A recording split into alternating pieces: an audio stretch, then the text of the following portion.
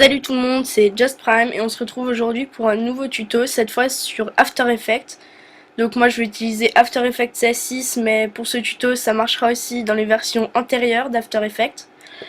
Donc c'est un tuto de transition de deux vidéos, donc quand vous voulez passer d'une vidéo à l'autre avec un bel effet. Donc ça va être l'effet goutte d'eau, moi je l'appelle comme ça parce que ça ressemble à des gouttes d'eau. Donc je vais prendre, déjà je vais supprimer solide, voilà. Je vais prendre une de mes deux vidéos et je vais faire nouvelle composition à partir de la sélection pour que c'est la même taille tout simplement. Ensuite je vais ajouter mon autre vidéo. Bon, je vais un petit peu les raccourcir parce qu'elles sont pas mal longues, Donc hop, voilà. Voilà, je les superpose un petit peu. Là je rapetisse encore. Comme ça on va vraiment pouvoir se concentrer que sur une partie de notre vidéo. Voilà. Donc, on va sélectionner notre première vidéo. On va faire clic droit. On va aller dans Effets.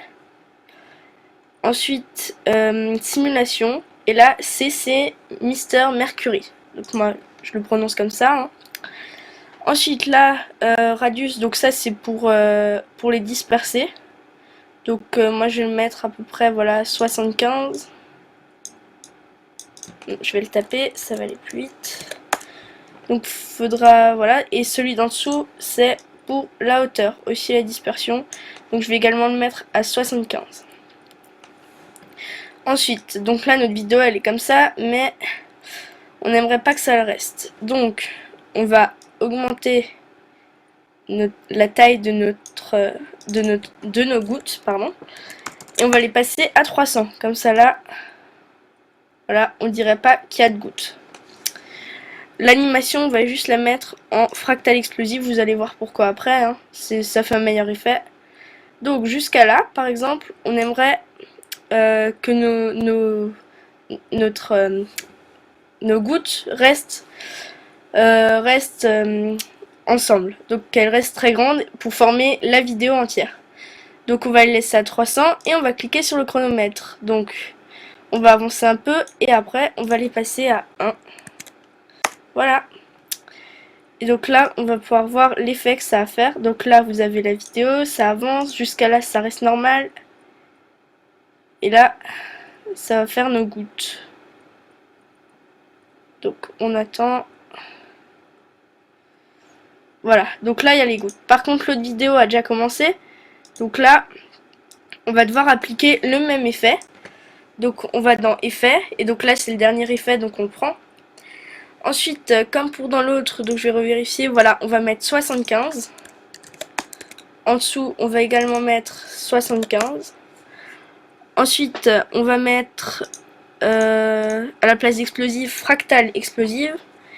Et la taille, on va la passer à 1. Donc comme ça, là, vous allez voir, les deux vont se mélanger, voilà. Et là, juste après la transition, donc un petit peu après, par là, on va... on va juste mettre un chrono au début quand elles sont à 1. Donc jusqu'à ce qu'on veuille que ce soit à 1, donc là. Et on va avancer juste une image après. On va les passer à 300. Et donc là, plus besoin d'appuyer sur le chronomètre, ça forme la vidéo. Donc on va regarder l'effet de transition, comment ça fait. Voilà. Voilà, et notre autre vidéo va se former. Bon là la transition est peut-être un peu longue, après ce sera à vous de voir comment vous voulez la régler. Donc moi je vais laisser comme ça. Et là en fait ce qui me gêne un peu, c'est la couleur de fond, parce que j'aime pas trop le blanc. Donc pour la changer c'est très simple, on va dans calque, créer, on va créer un calque solide. Voilà.